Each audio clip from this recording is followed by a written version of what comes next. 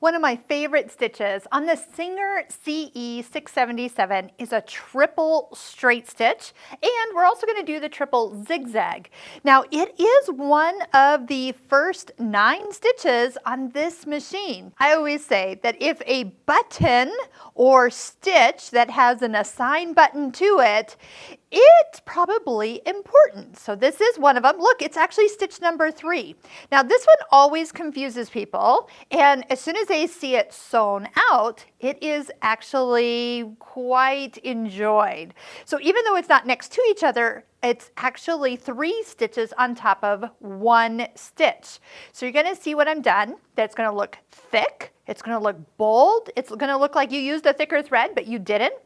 And the way I'm going to sew this is on this fabric. I'm going to actually fold it on the diagonal because it will actually act as a stretch stitch. So when you start to sew, you're going to find that it's going to do 2 stitches forward and 1 stitch back. So you're going to see your machine kind of moving the fabric forward and back as it sews. So you just want to make sure that you're not holding back the fabric. I always make sure my students aren't putting their hands on the fabric, restricting that movement. You are here to guide it, so just gentle touches to keep it going in the straightness or moving it curved if that was the way you were wanting it to stitch. All right, so let's just see what it looks like. We have pink thread on this machine, so you're definitely going to enjoy seeing this heavier stitch when it's done.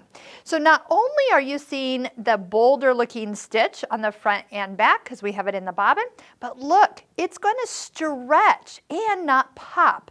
So if you're ever looking to sew something 3 times to really give it that reinforcement, and this stitch is sometimes called a reinforced stitch. So that is something that just by pushing the button, you don't have to change anything, just sew it.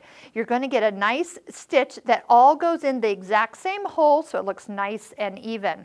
I mentioned that you have a triple zigzag, so that's stitch number 7.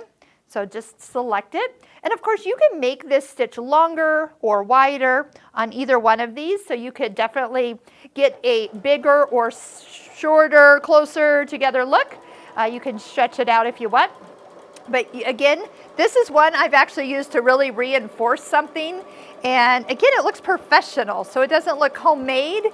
And I have the strength because it goes back all in the exact same hole. Plus it would be stretchy if I did have it in an area that needed a little give. But look, it almost looks like rickrack. I mean, this is fun, by the way, with variegated thread that changes color. It actually gives it a fun look. So I want you to take some time to stitch out all your decorative stitches. Remember, you've got a ton of them in the little area right down here where you can pull this out.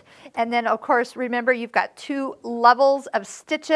We do talk about a stitch book where you're going to take your time and stitch out all these stitches because just like this, it looked totally different and 10 times better than what you saw on the picture of this little button. So many people never take the time to do it, never realize what stitches are built into the machine. Remember, you've got alphabets, we've got symbols, we've got quilting stitches, we've got heavy stitches, we've got buttonholes in all different ways. Take the time to stitch out every one of this stitch, and we'll put links right up here to how to make a stitch book, and that will get you excited about what stitches you have built in to the Singer CE677. Now remember, we've done a ton of free video tutorials on this machine, and even if this is not an identical machine to what you have, you're going to find that the information will transfer to most Singer models.